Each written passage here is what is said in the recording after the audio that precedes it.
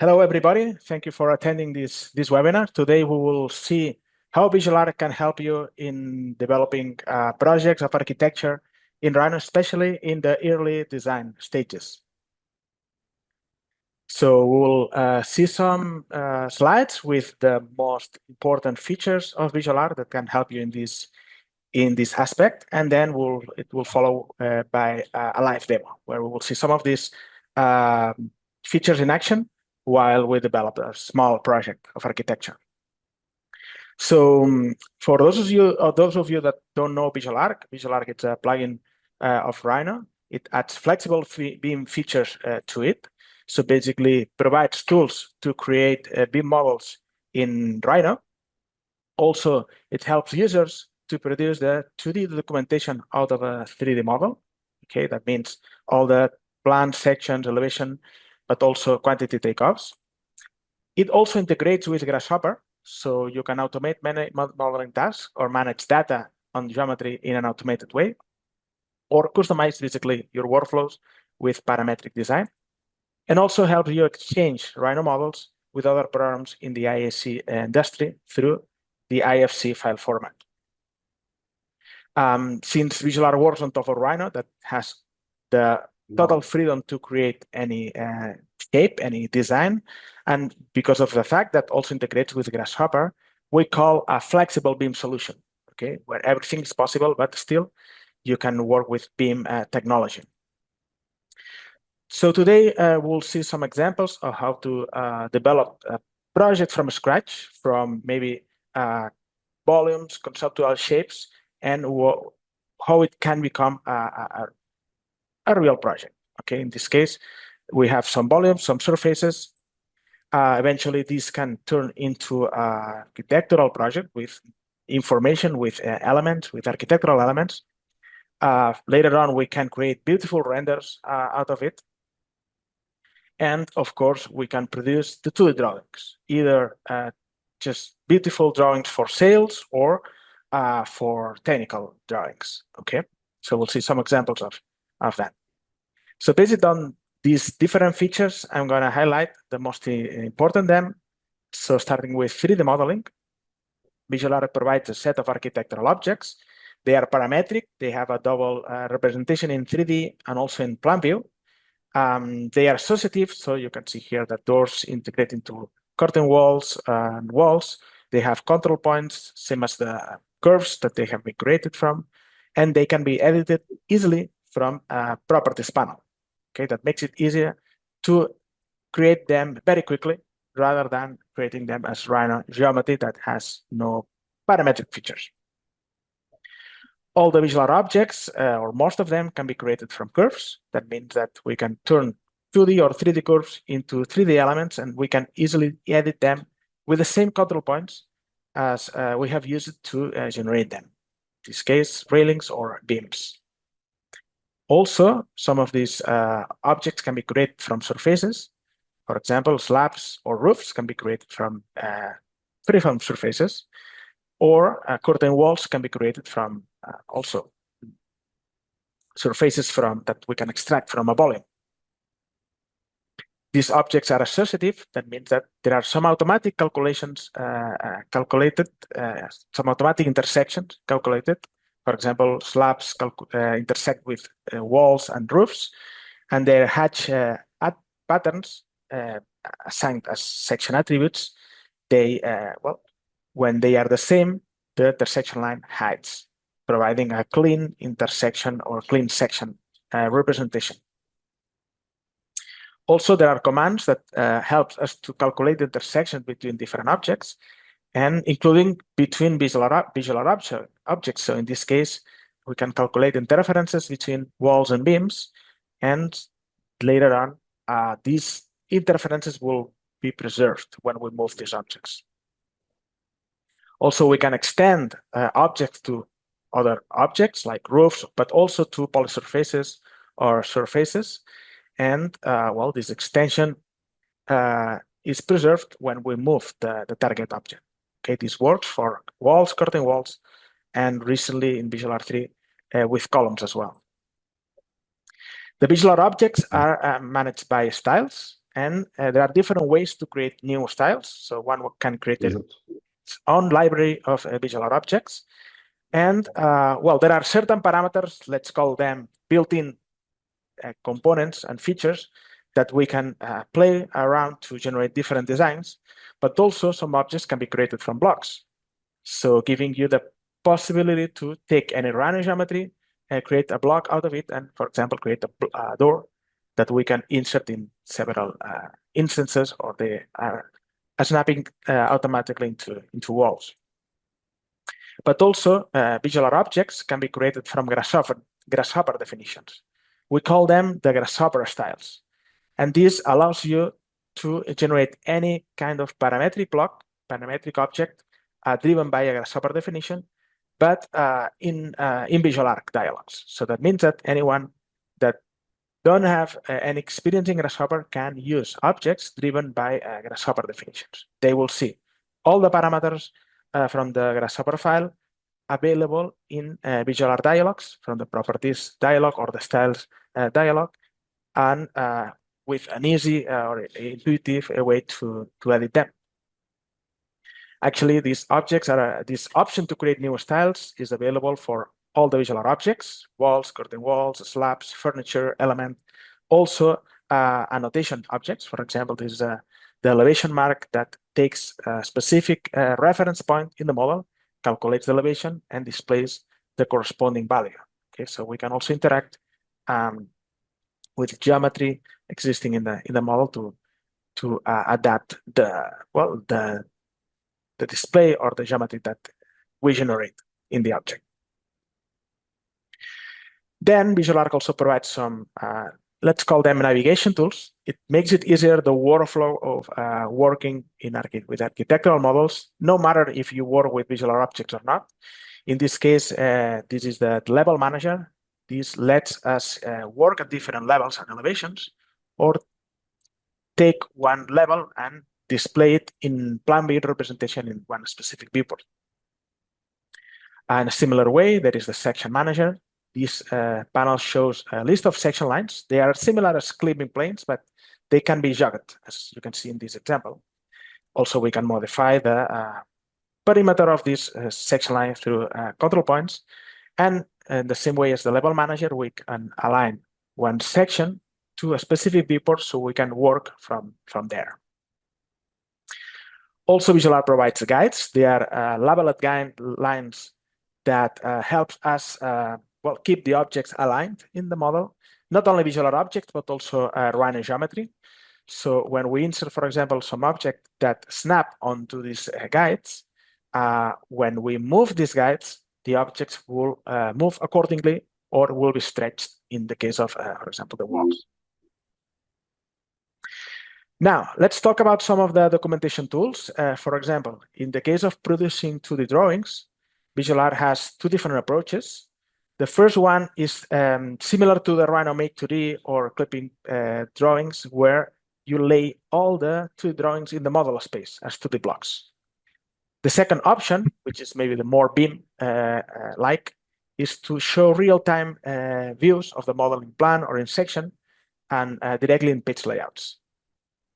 In the first case, VisualARQ has this section view tool, so we can select a section line and insert a block, which is a section view. Also, we can do the same for plan views. We select an area, and then we will insert that plan view. These objects are blocks with some parametric features. We can override some attributes. We can change the level that is displayed of the section. And of course, they update if we do any change on the 3D model or modify the position of the level or of the section line. But actually, the second option I was mentioning, the one that displays the model in real time, is maybe the most appropriate because we will ensure that all the objects, all the 2D drawings are up to date. Okay, so this is a real-time view of the model in plan from a specific level, and we can do the same from section view. So we display here a specific section view, and as you can see here, the objects inside are the real objects, the real 3D objects. So we can either work from that view in 2D or in 3D as well, and we'll be assured that we have the last version of the model. sorry, skip one slide.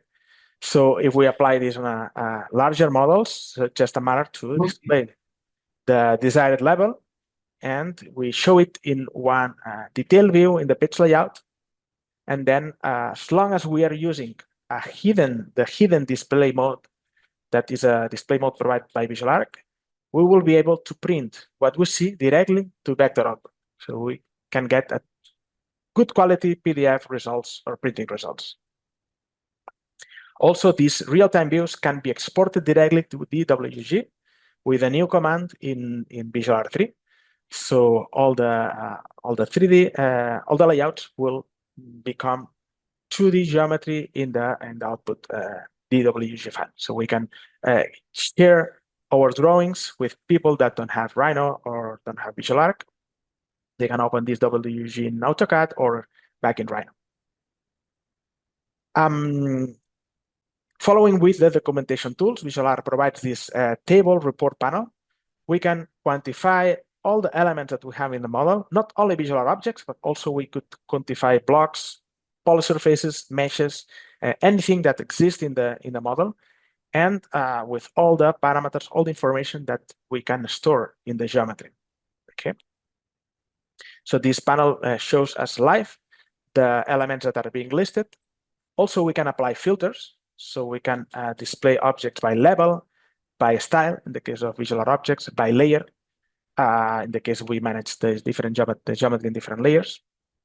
We can show the totals of sums.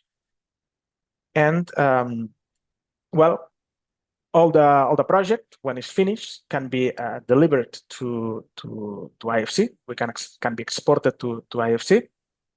All the visual objects will be exported with the object types they are, so other programs will identify them accordingly.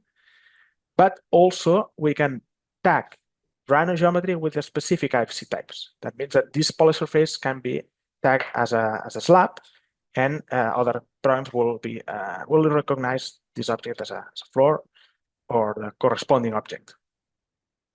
And also we can feed geometry with custom parameters, which will be exported as IFC properties. Okay, so we can even work with a entire model created with Rhino geometry, with shapes, volumes, assign information to these objects, list them in tables, and export them to IFC. I was mentioning that VisualARQ integrates with Grasshopper. I have mentioned already that you can create visual objects from Grasshopper definitions, but also new objects can be created directly in Grasshopper through the components. So basically, all the architectural objects are available as components in the Grasshopper interface. So we can develop parametric designs involving these visual objects into our workflows. So basically, that lets us explore a big number of design options with using visual objects. There are different components. Some are used to create new objects. Others can be used to create also new styles. But also, there are components to deconstruct the information of a reference object. For example, we can obtain the path of a referenced wall. We can know the height of it, and also the information of the style, the number of components, then the thickness of each component, and so on. So, well, at the end of the day, these tools let us explore different design opportunities with a very fast approach, and yeah, explore different possibilities. Also, we can reference geometry and generate quick structural designs, or well, automate many modeling tasks. Also, there are components to manage data and geometry. In this example, all these columns are being referenced, and there is a list of names being generated with these components. And with this update property button, we can assign all these names to the columns in the Rhino model. So that means that we can also retrieve information from the geometry and also assign new information that can be calculated in Grasshopper according to any criteria. Also, the Grasshopper components let us run VisualARQ as a plugin for Revit with Rhino Inside technology. So basically, with a Grasshopper definition, that acts as a bridge between Rhino and Revit. We can reference all the objects that are being created in the model.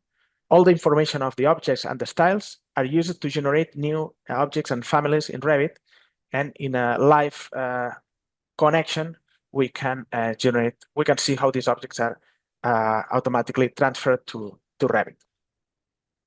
By the way, the definitions that are used to do this connection are available on Food for Rhino. They are free, so feel free to explore them and find them on Food for Rhino. Well, now I would like to show you some examples of VisualARQ users that have used VisualARQ in these early stages of the design process. For example, this is an academic project of a museum in China, and well, VisualARQ was used to produce all the 3D geometry, but also the plans, sections, and elevations in a very fast way. Also, in professional studios like White Architecture, where they have used some of the VisualARQ objects, especially those that can be created from Grasshopper definitions, to quickly generate different objects with different dimensions in a fast way. But also when you need to produce 2D drawings, and not necessarily when you have VisualARQ objects, like in this example where you have complex geometry, Rhino geometry, shapes, meshes. So at the end of the day, with VisualARQ, we can create sections, plans, and help us to produce the 2D drawings. And also, these conceptual projects can not only be used for producing beautiful renders, but eventually they can become true projects constructed in the reality. So before jumping to the live demo, just a reminder that VisualARQ 3 is available for Rhino 7 and Rhino 8. There is a 90-day free trial on the web. Licenses are permanent; they never expire. Okay, the updates within the same version are free, and there are educational and live licenses for students, teachers, and schools. Development is based on users' feedback, so we will appreciate that you send us your opinion, your request, your suggestions. They will be welcome. And also, there is an API available. There is no documentation for it, unfortunately, yet. But feel free to explore this and let us know if you need a specific function that can be useful for you. We can include it in new updates. All right, I'm gonna jump to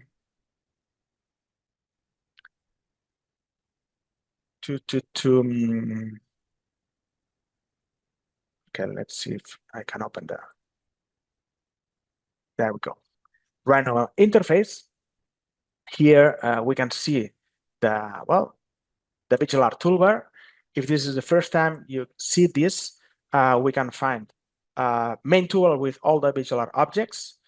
Then we have also another toolbar with the documentation tools. This edit toolbar lets us create some operations, involving VisualARQ objects, like calculating Boolean operations or calculating the interferences. Okay, just remember that VisualARQ objects are blocks. So some Rhino commands don't work directly on VisualARQ objects the same way they don't work directly on Rhino blocks. For that reason, VisualARQ requires their own commands to do similar operations. And then here we finally find some additional tools, for example, to select objects by type, create custom profiles for walls, for doors, columns, or beams, or access to the properties or style properties. Okay. Great.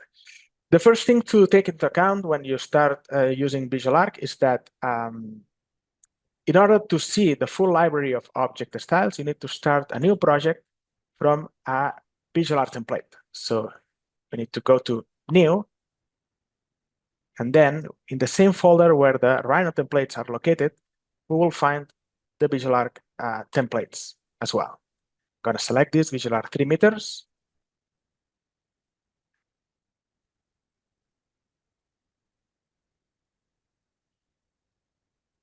And if we run any of these commands. For example, the wall, we'll see here that within the parameters of the wall object, under the style, we'll find all these different styles, okay, with the different layers and different features. All right, I'm gonna move this up here. So, okay, I'm gonna close the Lens Design panel for today. And we can start a new project, okay? And we can explore different approaches when it comes to start the design process, okay? For that purpose, I'm gonna insert here, I'm gonna import a DWG file where I have some lines.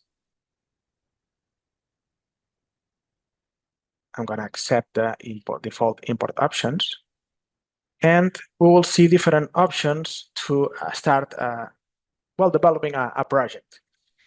One usual situation is where we take, we want to import a picture or a plan of maybe a sketch or an existing project, and on top of it, we want to start modeling our project, right?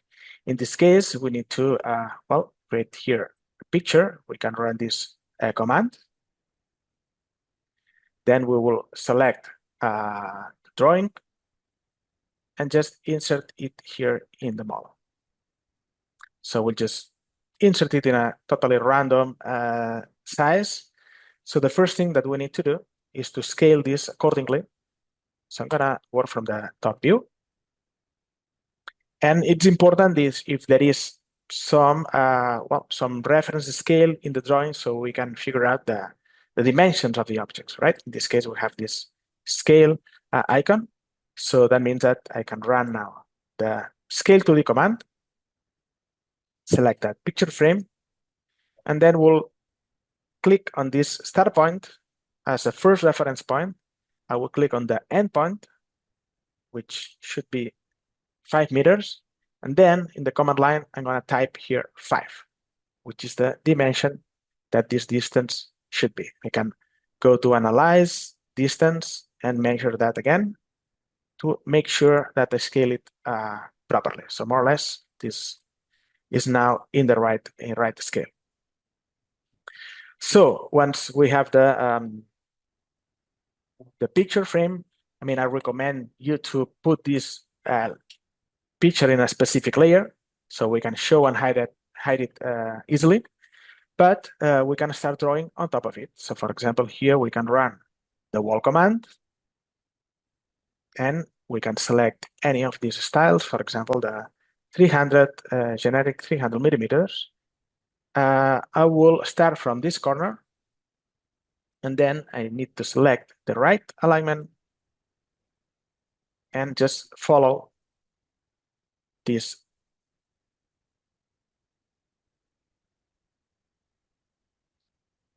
picture underneath. I can click close to close this perimeter. Okay. Well, before, I mean, I'm not gonna develop this further. I want to show you more options. Another situation, like the picture that we were seeing in the beginning, is that you start creating volumes. Okay. For example, you know that you want a project that, I mean, you want to have a plot about 14 meters wide. Oops. That will be, sorry. I create the box again. Will be 14 by 6, and then 3 meters high. Okay, that will be the volume where I want to insert a floor plan of the drawing. And maybe I want to have another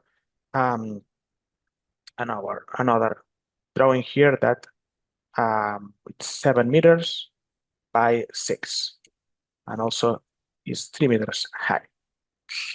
Well, now based on top of this 3D geometry, also could be convenient to put this in a specific layer. For example, I can create a new layer for this auxiliary geometry. I'm gonna paint this in different colors so I can distinguish it properly. and move this to change object layer. Okay. Yeah, I mean, I'm using a rendered display, so I need to use the shader to see it orange. Now, on top of it, again, we can also create our walls. Okay, I can close this to close the perimeter, or I can also explode this object. For example, if we want to create a slab from this surface. So run the slab command from surface, select that, and I create here a small slab that later on I can select. I can go here to the properties of the slab and change the, well, we can change the style from 100 millimeters to 300, but also for a quick way, especially if you are using a few number of styles, we can also change the thickness directly by object.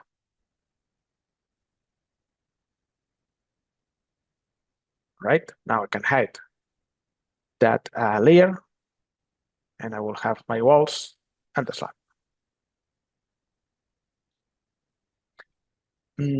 Also, maybe it's now a good moment to well, go to the level manager. I mean, if we consider that we already know that we want to create a project consisting in two levels, it could be convenient to create them at the beginning. So we open the level manager. This is a panel that we can open from the documentation toolbar, okay? Or also we can open it from the list of toolbars. So we'll find it here. In the similar way, we can open the section manager, okay? So we can quickly create section lines. In this case, since we started a new project from a VisualARQ template, we get already a building and a floor created. I mean, in a Rhino file, we would have this completely empty. So we would need to run a new building and now select that level that has a construction plane at a specific elevation. And well, just well, we can create here new levels. By the way, this level manager lets us attach objects to levels if we need to change its elevation. For example, if we want to change the elevation of the level 0, we can activate this icon here, this constraints icon. Now, all the objects sitting on that elevation will move if we change the elevation to 1 meter. So you can see everything moved. Okay. Well, I'm gonna put this back to 0, so I get all the objects in the original elevation. If you don't want that any objects move by accident, just uncheck this button and that's it. All right, so here we could now put the construction plane on the level 01. I'm gonna call this, yeah, level 01, it's fine.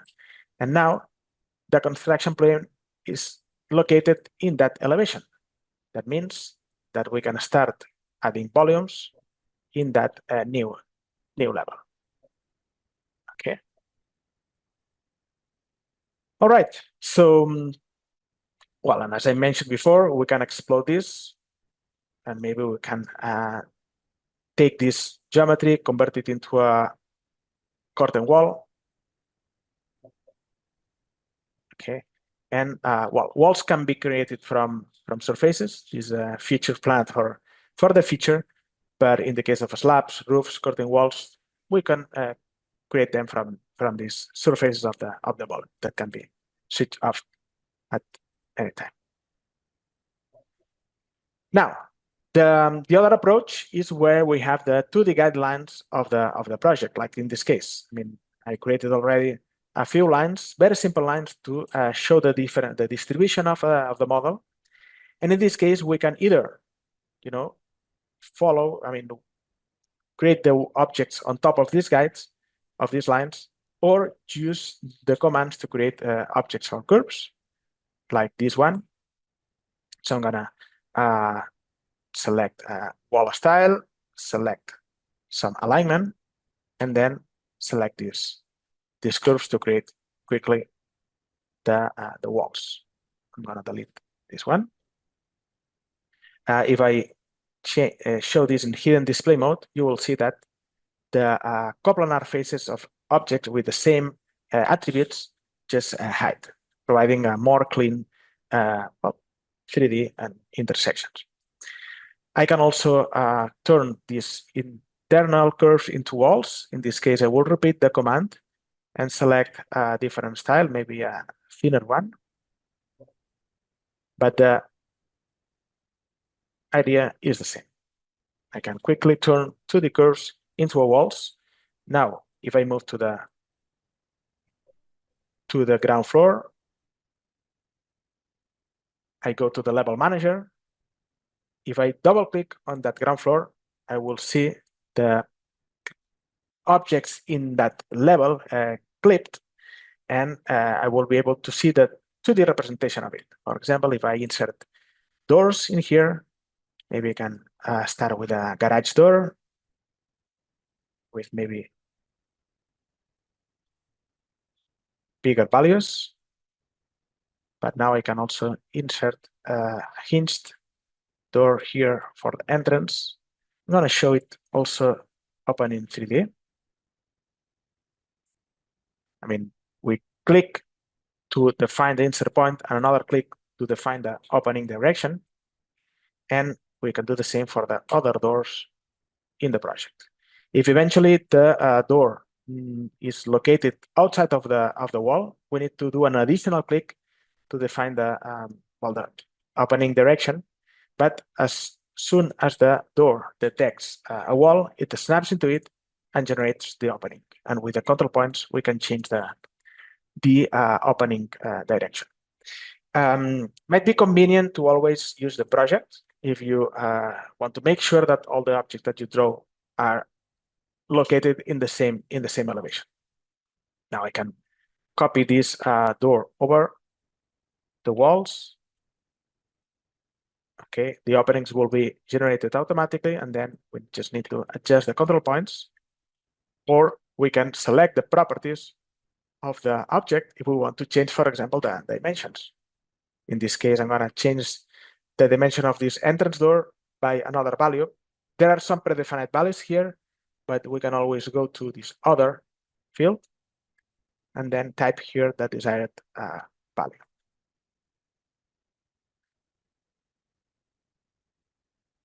All right. Another way to insert doors and openings here. I mean, if we take a look at this, how this looks in 3D, we can already see the doors. We can maybe show this in rendered, which is maybe a bit nicer, right? Also, we could create a slab at the bottom of this floor. Since we have this boundary curve, I will use it to generate a slab. So I'm going to run slab command from curves. Again, I need to pick the desired style, pick this curve, and the slab will be created. And I will do the same with this other curve that I've got down there. Now, another way to create openings is from 2D curves. And now imagine that we want to define the facade, the openings of this facade by 2D curves. Before that, let me do something. I'm going to copy this slab to the second floor. And I just need to copy this 3 meters up. And I'm going to also draw the walls on the second floor. Okay. In order to do so, I'm going to move to that second floor. I'm going to do right click. And I will just basically repeat the same operation as before. So I'm going to snap on these corners. I will make sure the project is on. So I don't want to snap on points in a different elevation. I'm going to select the generic 300 millimeters as well. And well, I just need to follow this boundary, right? I can click close to also close these 4 walls. And I'm going to move back to hidden. And now, if we see this from 3D, we can see the second floor already created. And now I'm going to draw the elevation of this house. To do so, I'm going to place a section line just in front of the house. So we'll select a section style. I'm going to draw this on the 0 elevation. And this section line will help me to create an elevation view. This is going to be the section line called elevation. This will help us create an elevation view in a specific viewport. So now if we go to the front, we can, or I mean, maybe it doesn't need to be the front, could be, any 3D view. If we move to the section manager and we select that view, that section, we can align it to that viewport. And when doing so, a clipping plane will be located exactly in the same position where the section line is. That means that now I can start drawing some rectangles, some apertures, okay, that are meant to be my my openings. And also here I will have some windows, could be any shape, any boundary, of course. And now from the 3D or for even from this view, I can run the window command, select one style. I'm gonna use this glider style. I don't care here about the dimensions because the dimensions will be taken according to these curves. Now I select from curves option in the command line, and now I can pick these curves, and the windows will be created exactly in the same position where the curves are. Okay. Now I can select all these elements, and as soon as they detect a wall, they will generate the opening inside it, right? And of course, we can eventually take any of these windows, maybe this one and this one, can be a different style.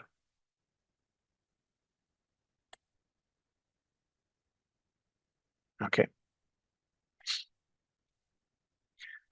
Great. Maybe we can finish the project from on the second floor. Maybe we can insert here just some divisions to insert a few rooms in here.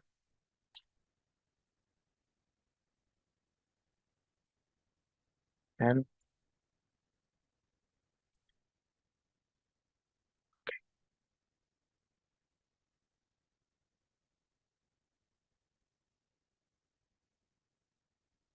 maybe a small bathroom here. Actually, there is an option in the level manager that lets us see the plan view of other levels, could be levels underneath or levels above, projected on that current floor. And this can be done with this icon over here. If we click on this button, we will be able to see the position of the other walls or elements in the other floor. So that means that we can move this object. Actually, to move all the other objects accordingly, we could select the control points of all them, and then we can move this from this position to that one. That will be the proper way to stretch all the objects correctly. Okay. And now we can also insert here a few doors. We don't need to see this ground floor anymore.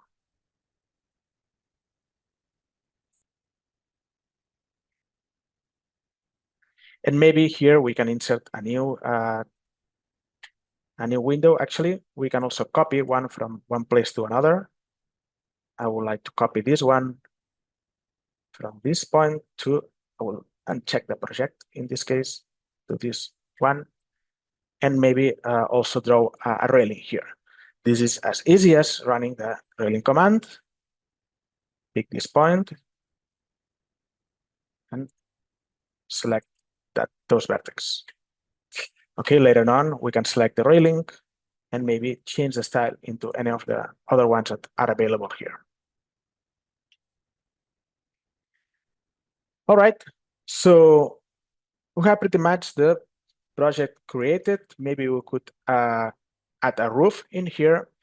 To do so, I'm gonna add a new level. That will be the roof. And maybe I can just quickly draw a gable roof here on top of it. So I'm gonna run the roof command. I will make sure that I'm using here a gable roof, and maybe I can make it a little bit longer. And now I can use the wall extend command to project these walls to the roof. So here I can find this command, extend. I'm gonna select all these walls, select this top direction, and finally select the roof. Okay, now if I change the position of this roof or I move it downwards, the walls will update their position.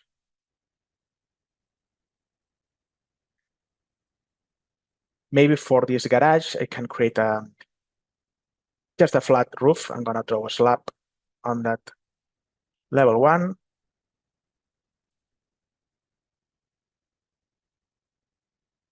And maybe I can select these walls and change the height. I mean, I can use these extension arrows, but I will do it from the properties of the walls.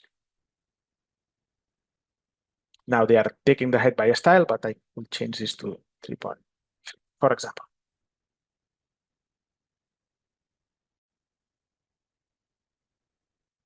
Cool. Maybe I can insert a couple of more section lines because I want to have everything ready to prepare my page layout with the different drawings. I'm gonna copy this section line.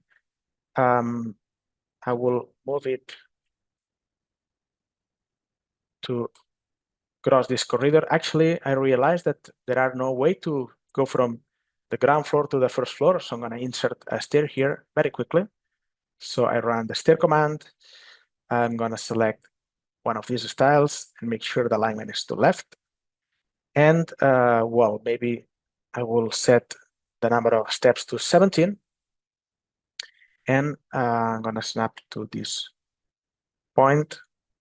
And now the stair is created. If we see it from perspective view, I'm gonna maybe activate the cut plane on the first floor so I can see the interior of it. I can see that stair. Maybe I will move it a little bit forward. I need to generate, of course, the opening on the slab. So there is a specific command for that kind of useful. Okay, I will use the subtract stair clearance. So first I need to select a slab, then select the stair, and finally, oops, let me do this again. So I select that slab, I select this stair. Let me see if I find it. Okay. For some reason doesn't detect it. Let me maybe work from that section view. Since I copied the 2 sections, of course, they have the same name, but I can call this section 1. And now I can run this command again. So again, select the slab, select the stair, define a clearance height, maybe 2 meters, and the opening will be automatically created. Okay. Of course, I will need to move this wall to that position. Great. So the project is more or less done in 3D. We get all the distribution, all the basic elements. Of course, in this model, we can integrate as many geometry as we wish. I've just used VisualARQ object, but of course, we could use any Rhino geometry here. Everything would show up in the plan views and section views. I'm gonna show this all again. But now let's prepare the page layout. So here we would go to the new layout, maybe have one for the plan. And I need to specify in this detail viewport that I want to show the level 0. So I will select this level, go here to this button and set floor plan to that view. This will automatically activate the hidden display mode, inside this view, and also will activate the cut plane according to that level. Now the zoom has been extended to all the geometry. It's basically a zoom extends of the view. If we want that this command zooms to a specific area of this project, we need to define a boundary to the building. So this is something that we can do also in the first moment. We select the building, we click on this button, and now we can select maybe this area as the boundary of our building. That means that everything outside that boundary belongs to the environment, and by hiding the environment, we'll hide everything that is beyond this boundary. Okay. Now we'll go to the plan view and repeat the same operation. Select that level 00, go to floor plan, set floor plan. Now the zoom will fit to that building boundary. Of course, we may need to select the detail and set here a proper scale. Okay, for example, 100, 1 to 100. Of course, now if we want to show the second floor, we just need to double click here. I will get the second floor automatically created. Okay. Or maybe we can have another. Well, I will do this in a different detail, I think. So I'm gonna copy this detail. And in this case, I'm gonna show the section view, actually the elevation. Okay. Again, this is a real-time view of the model. That means that we can add here dimensions. We can even modify everything, and we will ensure that we are showing the last version of the project. Okay. So no place for mistakes or coordination of where the geometry is in relation to the drawings that we deliver. Let's explore some of the some other features of documentation. For example, we can add tags to this plan view. So we can select the tag command and now select all these doors to insert all these tags that show specific information of the object. Okay. For example, if we change the dimension of this door, these tags are referencing the dimensions, the profile dimensions, and therefore they will show the corresponding value. Or we can insert maybe spaces here as well. I can run the space command. I can pick one area that is surrounded by VisualARQ objects. That will be the saloon. Well, there are different styles. Some of them include hatch patterns. Some of them don't. But the areas that we can calculate is going to be the room 1. This would be a small hall, bathroom, and some closet. And so on. So at the end of the day, we want to get a list of all these areas, all these spaces, in order to get a quantity takeoffs of these spaces.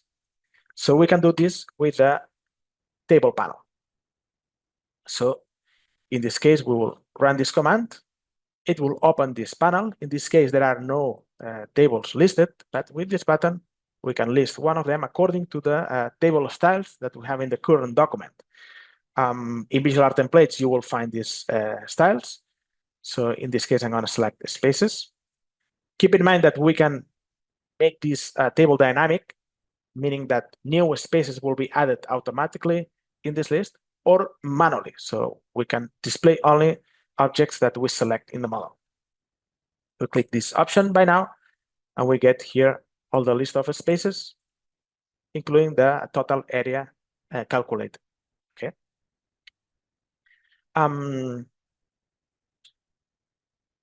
Some other things that we can do with the table. Maybe we can add here a new parameter that calculates the level where an object is located. Actually, there is no parameter in the visual object that indicates the location of the object, the level where it is inserted. We can create a new parameter, a custom parameter for that.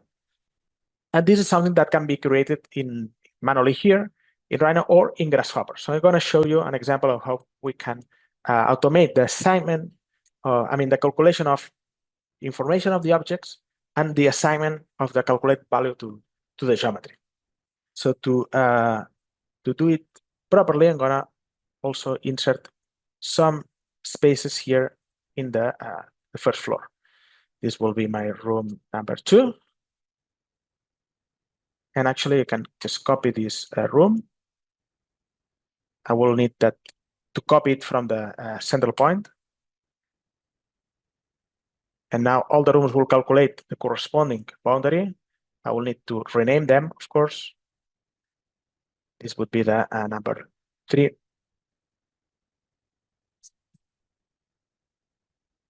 Number 4. And this, of course, oops, I think I wrote this correctly.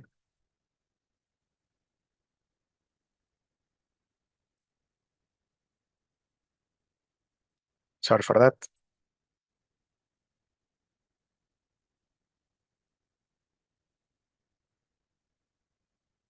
And this would be the toilet number 2.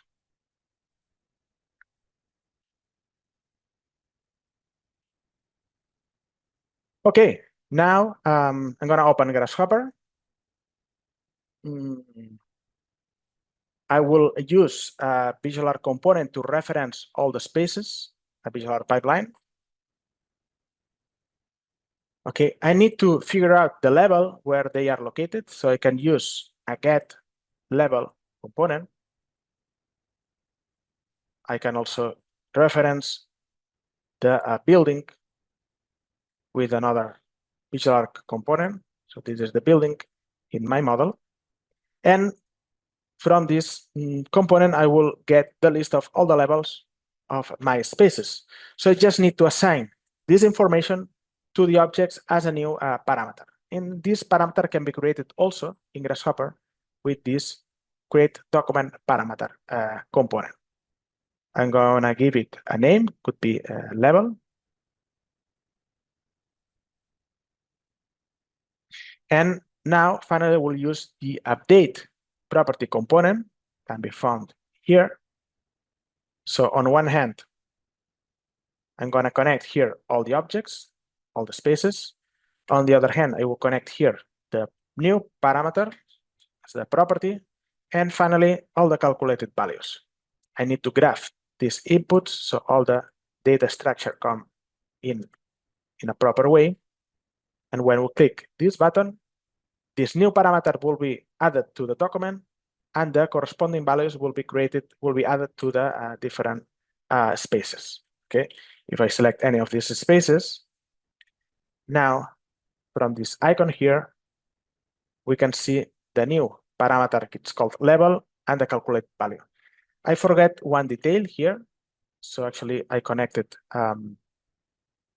something that is a level, but it's not transferred as a string. So I need to use a text for that.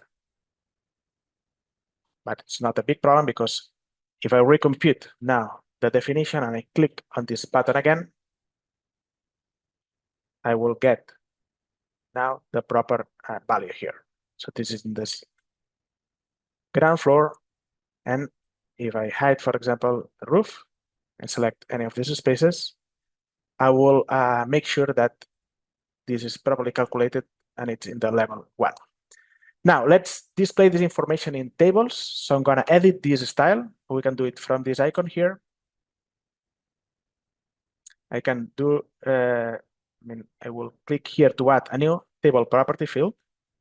I'm gonna name this level, and I will select here the new parameter that has been created in the document, level.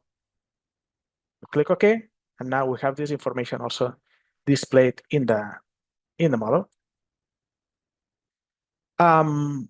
Great. Just for finishing this presentation, I would like to also mention briefly that if we want to deliver this project as a DWG file, of course, we can export this detail directly to DWG. There is a command for that, export to DWG.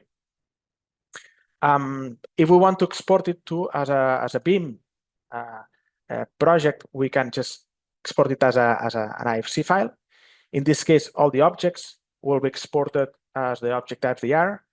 The information that we have assigned as custom parameters like the level will be exported as an IFC property. Also, we have some geometry here. For example, I'm gonna add here one slab on the ground floor.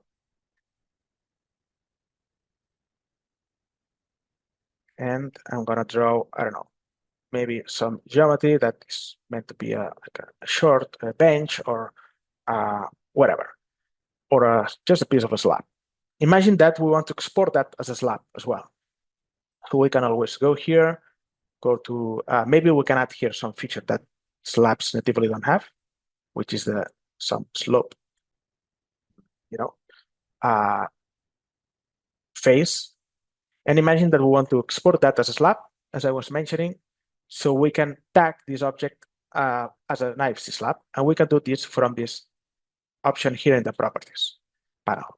So from this list, we can assign the corresponding IFC type, which is IFC slab, and then this object will export it as a slab. It won't be a parametric slab as this one, but at least other software will identify this object as a slab. All right, so this is the end of the presentation. I would like to see if there is any question, or I will explore the chat. So there is a question from Andre Scalani. Is it possible to make new handles based on Grasshopper or blocks? Unfortunately, it isn't. So there is a new handle component for doors and windows, okay? But they have, let's say, native parameters. So we can add to that lift a new component, a new handle component, but the features of this component are those that are, built-in parameters. So if you want to have more detailed handle from a block or from parametric shapes, you can do it with a Grasshopper style, as I mentioned. In any case, creating handles from blocks is a feature planned for future version.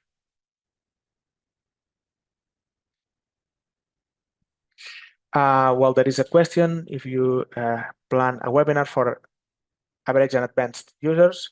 Yeah, of course, we plan to run new webinars. Maybe, Jacob, you can send us an email and tell us what you would like to see in these webinars, or what you would like to explore more in detail. Okay. Is there documentation about the use of Grasshopper nodes? There is not much information, but you can actually explore some of the webinars that we have recorded according to VisualARQ and Grasshopper components. There are some exercises, some basic exercises. Everything that has to do with the VisualARQ nodes is something that, if you go to Run to Help, you will see the basic information of the nodes. This is created automatically by Grasshopper. Okay, so we'll find some details also for visual objects. Okay. More questions. Can you please show us how to place different materials for rendering on different parts of the wall? Okay, yeah. Vaclav, I will show this in one moment. Well, the assignment of materials to objects is works in the same ways as you would do with Rhino geometry. Okay, so we have here a list of materials, and we just assign material to an object. But I'm going to do this by now. But the fact that we're using objects that are driven by styles, it will be maybe more appropriate to assign the material directly to the style. For example, imagine that we want to assign material to all these walls in the ground floor. We can run the wall styles dialog. I'm gonna duplicate this generic 300 millimeters. Okay, I'm gonna call this 300 millimeters ground floor. So I make sure they they have the same layers. Actually, I'm gonna add here a new layer. Okay, would be my exterior layer, which will get a different material than the interior one. I will make this maybe 2 centimeters width, thick, sorry, and then I will change the thickness of this other layer. So actually, when I change one wall style by another, they get the same thickness. Okay. Now, if I select this specific component, this specific layer, I can go to the attributes and here assign any material. Those materials that appear here are those that have been created previously in the Rhino panel, or those that are available from V-Ray library if you're using V-Ray or on other software. Okay. So I will just choose any of them. Okay, I click OK, and now I can select all these walls.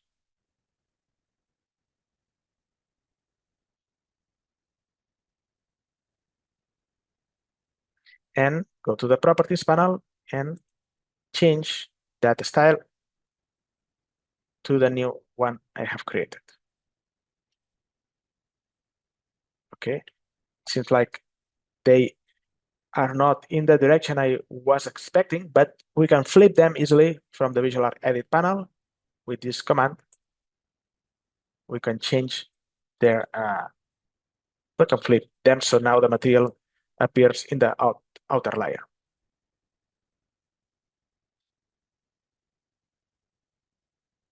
Well, there is another question by Leonardo. Is there a way to place electrical items or other plans? Yeah, absolutely. I mean, when you work from the top viewport, for example, we can add here all the symbols, all the 2D electric elements as blocks, or we can use this annotation object for that and put them in specific layers so we can show and hide them if we want to show them in a specific detail view or not. Okay. It's kind of a manual work. I mean, there are no specific tools for electrical plans, but at the end of the day, you can place here any 2D geometry, any 2D elements that you would do in a regular 2D drawing. And also a question about the library for interiors. Well, there are, you can explore the VisualARQ templates. There are some parametric objects for furniture. Okay, you can see there are different cabinets, kitchen cabinets with drawers. You can explore all these components. They are all created from Grasshopper. That means that they are totally parametric, so you can get many different variations from one style. Okay, but of course you can create new styles based on the blocks, based on your own Grasshopper definitions. You can also explore the Savannah 3D library that provides more than 1,600 blocks, okay, for interior elements. So this is a product that we bundle with VisualARQ, so you can explore them, and they are more appropriate for fitting interiors with elements that are suitable for nice renders.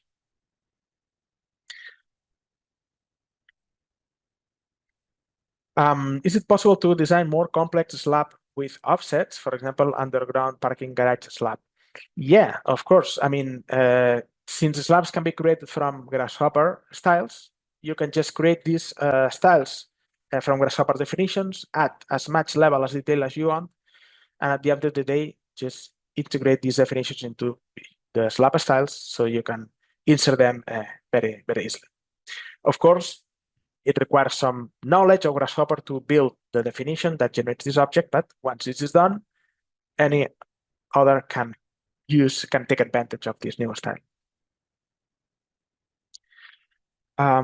If I want to place different material also around windows and doors, can I do it? Yes. I mean, in the same way we have added a material to the external wall layer, you can do that for the door component, windows component. Okay, so if we open the window door styles, we can explore the different components, and by selecting them, we can assign different materials or attributes.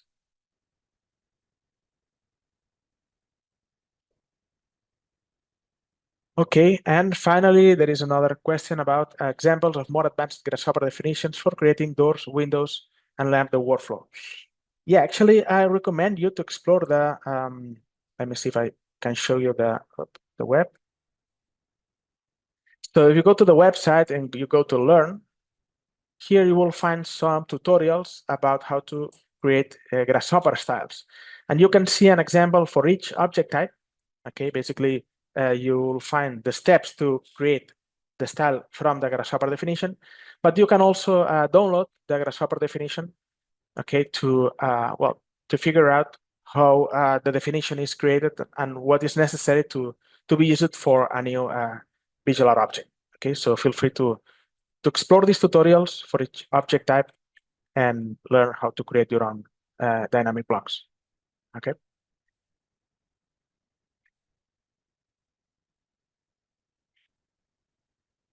What disadvantages do non-native objects that are assigned an entity through their properties have compared with native objects?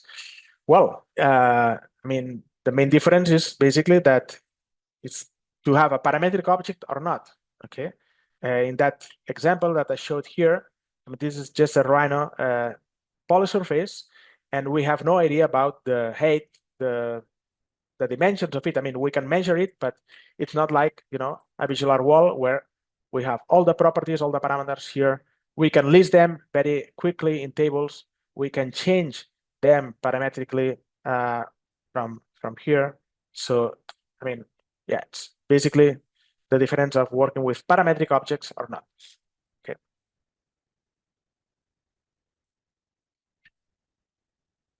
All right, so I think I covered all the questions that I have seen in the chat. Excuse me if I missed any of them, but we're running a bit out of time. Thank you very much for your attendance. I will put this available on the web. Feel free to contact us through the support email. Okay, you will find me or my colleague Melissa to help you with any questions. And yeah, hope to hear from you soon. Thank you very much. See you soon.